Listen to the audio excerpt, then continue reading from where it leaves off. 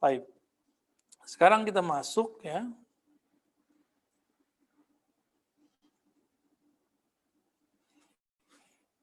Ke Bushrul Wali tadi yang dibaca Sidi Musa. Jadi apa sifat al-wali yang mana kabar gembira yang masuk ke dalam dirinya berupa ilham tadi. Ilham ataupun mimpi. Kata beliau, ihfaz alaina hatta inqadima fihi. Coba kamu perhatiin ini ya. Allah itu menjadikan kita, itu ada beberapa dimensi di dalam diri kita. Pertama, kata beliau, qalbun. Qalbu. Di qalbu ada wi'a'ul litauhidih. Qalbu itu adalah wi'a. Apa arti terjemahan wi'a? Bejana atau wadah. Wadah untuk menerima konsep-konsep tauhid. Maka qalbu itu nggak bisa dimasuki sebenarnya kecuali dengan nama Allah. Nggak boleh. Masuk selain Allah, dia galau. Jadi, antum kalau nanya, kenapa saya resah? Kenapa saya gelisah? Karena antum membiarkan qalbu itu dimasuki oleh selain Allah. Namanya ke apapun itu. Popularitas, kaya, miskin, takut hal ini, hal itu. Masa depan kan diceritain akhir zaman tuh. Antum ketakutan. Itu kesalahan dalam cerita tentang akhir zaman. Akhir zaman itu untuk diwaspadai, bukan untuk kita ketakutan, enggak. Kita cerita tentang akhir, ini kan cerita akhir zaman semua ini. Bahwa sifat-sifat wali ini akan tamah zahir di akhir zaman. Padahal ditulisnya abad ke-3 dan ke-4 ya, 200-an, 300-an. Lalu ada dalam diri kita disebut nafs. Terjemahan kita jiwa. Kalau orang lokal nyebutnya sukma, jiwa ya. Hiya wi'a'un li syahawati. Nafs ini dia wadah untuk keinginan-keinginan. Bahasa Arabnya syahwat. Jadi di nafs itu ada syahwat. Makanya ayatnya wa man nahan nafsa anil hawa fa innal jannata hiyal ma'wa. Jadi ayatnya selalu berbicara tentang syahwat. Pengen punya mobil nggak? Yang bagus. Tanpa beli. Tuh, pengen. Pengen punya ini, punya itu. Yang sudah menikah, pengen menikah lagi. Dalam hatinya.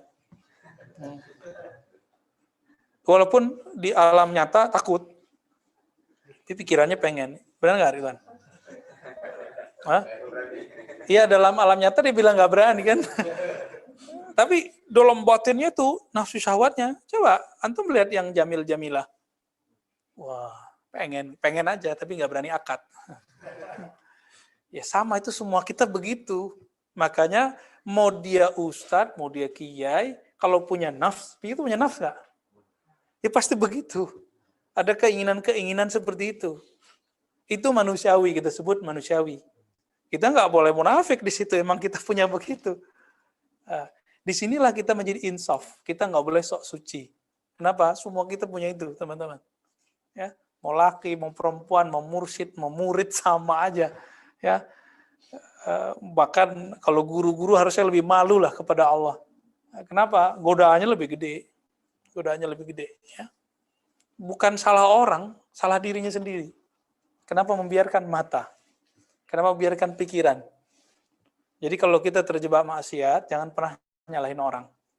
Kita salahkan diri kita. Ya, ini yang disebut munsif, orang yang insaf kepada Allah Subhanahu wa taala. Terus kan banyak yang nanya, Ustaz, ada nggak cara untuk dizikir peredam syahwat? Ya nggak ada. Syahwat itu lawannya bukan dizikirin. Antum zikirkan tambah sakti. Orang lagi, misalnya antum ngebet sama seseorang nih, antum zikirin, jadi pelet ya nanti. Hati-hati, nggak boleh. Maka syahwat itu dilawan. Pengen ketemu, dilawan biar nggak ketemu. Gitu. Bergejolak ya puasa. Itu cara ngelawannya. Jadi nafsu itu begitu. Dan nggak mudah. Sampai mati kita berlawan sama ini. Jadi nafsu itu sampai mati. Nggak akan beres-beres. Maka kalaupun kita tobat hari ini, bukan berarti besok terjamin. Ini yang disebut tawabin. Setiap hari dia berniat tobat. Ya Allah, kalau besok aku terjebak lagi, tolong bantu aku tobat. Kalau kita nggak diilhami Allah taubat, bisa taubat nggak? Nggak bisa. Inilah doa Imam Syazili dalam Hizb Nur. Nah, nanti kita di kumpulan Hizb kita mau tambahkan namanya Hizb An-Nur. Nah, Hizb An-Nur pendek, dia kayak Hizb Bahar pendek, cuma munajatnya sudah bisa menjadi gerbang antum masuk ke Hizbul Bar, Hizb yang besar, Hizbul Kabir.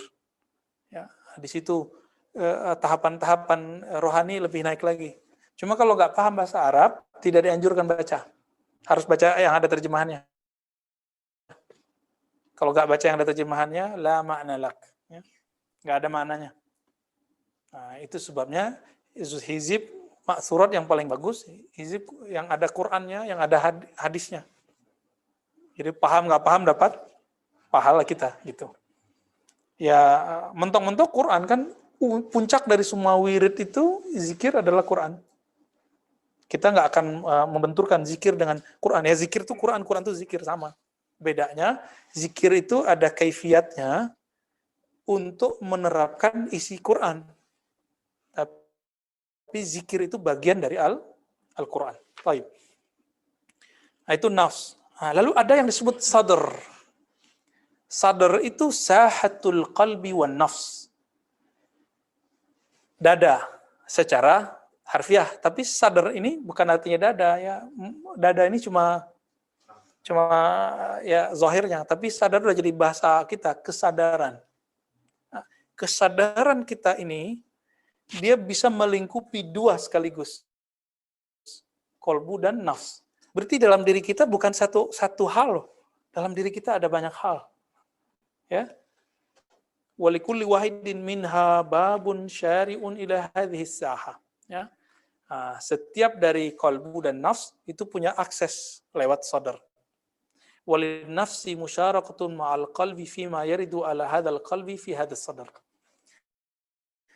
Karena dia sama-sama dalam lingkupan kesadaran kita, maka jika ada masuk suatu ilham, satu bisikan, satu gerak, satu ilham, apapun, maka kolbu dan nafs sama-sama dapat. Itu masalahnya. Bisa sama-sama dapat. Maka di sini pun harus hati-hati. Famadamatin nafsu hayya fi ghita'i syahwat lam ta'man min an tulaqqa min hadithiha fil qalb. Selama nafs ini masih bergejolak, hayyah. Hayyah ini kan bisa berarti hidup, bisa berarti seperti ular. Hidup bergejolak, maka dalam apa? Dalam baju syahwatnya. Masih ngikutin syahwatnya. Maka tidak akan aman seseorang ketika mendapatkan ilham. Masuk ilham ke dalam dirinya, masuk mimpi ke dalam dirinya, nafsnya belum diberesin sebelum tidur. Sebelum tidur aja nih. Jadi kita nggak mungkin bersih setiap hari, setiap saat. Maka kita ambil time-time yang kira-kira Allah bisa jaga kita di situ. Nah, di saat-saat itu, insya Allah ketika masuk busyara tadi, kabar gembira dari Allah itu, pasti maknanya benar. Tapi jika nafs belum dibereskan, dia jadi benar nggak? Nggak. Makanya ya, bahkan kadang-kadang dipelesetin. Kasyaf yang tadinya kasyaf untuk melihat keajaiban ilmu Allah berubah menjadi kasyfu auratin nas. Kasyaf menyingkap aibnya manusia. Benar nggak? Ya, orang yang mampu baca kitab mencoba untuk menyingkap aurat ustadz fulan. Jadi dia ngaji itu nulis buku, niatnya bukan karena Allah, tapi ingin menghantam orang gitu. Nah, kita minta ampun kepada Allah jika itu terbersit dalam diri kita. Ya, semoga Allah lindungi. Ya, nggak ada manfaatnya begitu. Karena al-ilmu lillah, ilmu milik Allah. Ya. Jadi kenapa antum ini, kan kita nih sama nih, ilham turun ini kan sama, set gitu, sama kan? Orang yang punya kolbu itu pasti bisa merasakannya. Cuma ada yang bisa membaca, menerima dengan baik, ada yang enggak. Karena nafs. Ya. Jiwanya bergejolak. Jiwanya masih belum stabil. Itu sebabnya di halaqah kita ada zikir namanya latifah. Dimulai dari zikir kolbu. Ya, zikir kolbu dulu, dihantam dulu 5.000. Kok 5.000? Ya itu cara latihan aja. Kalau orang yang pemula ya 1.000 lah, 1.000 dibagi-bagi. Ada sholat 200, kan bentar doang tuh. Paling cuma 5 menit, paling lama. Terus bertahap 2.000, bertahap 3.000, terus jadi 5.000. Bertahap. Kolbunya dihantam terus. Tapi kolbu itu, yang jadi kemudian ada namanya latifah, Rabbaniyah, ya, atau juga disebut dengan al-latifah, al-lataifah sab'ah. Ada 7 titik halus dalam diri manusia. Ini berbeda dengan prana-prana dan aura, ya. Antum tahu ya. Titik itu dirumuskan oleh ulama-ulama ahli zikir. Mereka mentalakikan dari masa ke masa. Sama di Naqsyabandi ada, di Qadiriyah ada. Ya. Ada yang namanya sama, ada yang namanya beda. Di Syaziliyah juga ada, tapi namanya beda-beda. Alawiyah kan bagian dari Syaziliyah. Ya, seperti perkataan Habib Zain bin Smith. Jadi kalau ada orang nanya kenapa kita sebut lebih sering Syaziliyah daripada Alawiyah, ya, karena inti dari Alawiyah itu ada di Syaziliyah. Ya, zahirnya Alawi, batinnya Syazili. Maka orang bersyaziliyah sudah nyambung lah nanti ke sana. Jadi ada zikir, namanya zikir lataif, itu 7 titik. Itu untuk menghantam tadi. Setiap titik itu berkaitan dengan energi buruk yang ada pada nafs. Karena energi itu tidak pernah habis. Kalau dalam ilmu eksak, energi bisa dipunahkan nggak? Nggak bisa. Jadi kalau dia dihantam dengan zikrullah, maka dia ditempa muncullah karakter baru. Gitu. Maka kalau ingin nafsiyahnya oke, latihannya apa? Zikir lataif. Oh, Nabi nggak latihan gitu ya? Nabi nggak perlu. Nabi udah beres, 1 kali zikir udah kena semua lataifnya.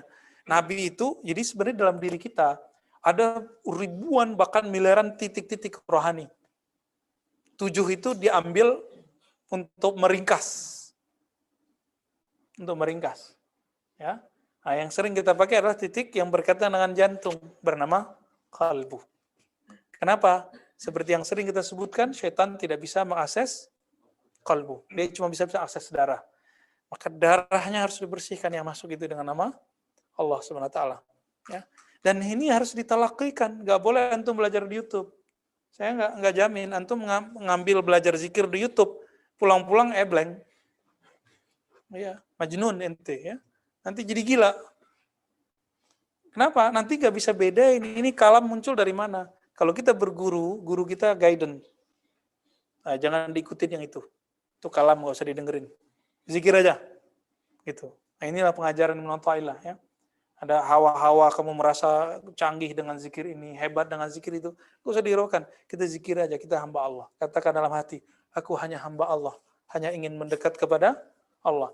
Maka di zawiyah kita, di ribat kita, baca Hizib Bahar beda dengan orang hikmah. Di dunia luar yang disebut thariqat itu hikmah itu. Baca Hizib Bahar biar sakti. Enggak, kita enggak ada.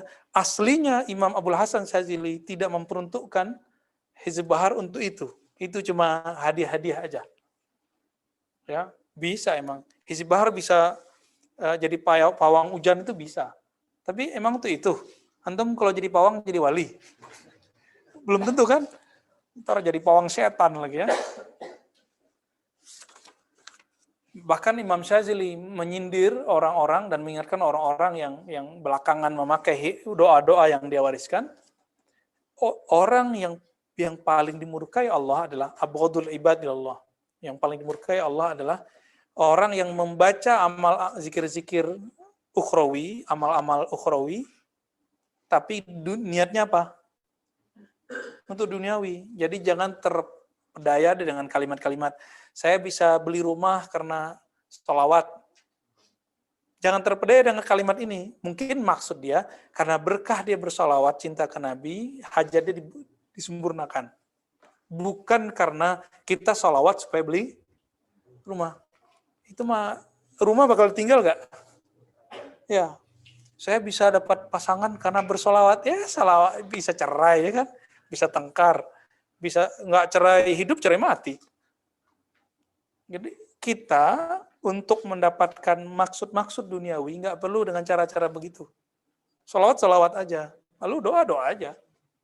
Gitu ya. Terlalu remeh gitu. Minta yang hal-hal yang remeh kok pakai hal-hal yang besar. Salawat itu besar, jodoh kecil. Kecil apa besar? Kecil sebenarnya. Beraninya yang kurang. Yang mujib ya. Kurang berani.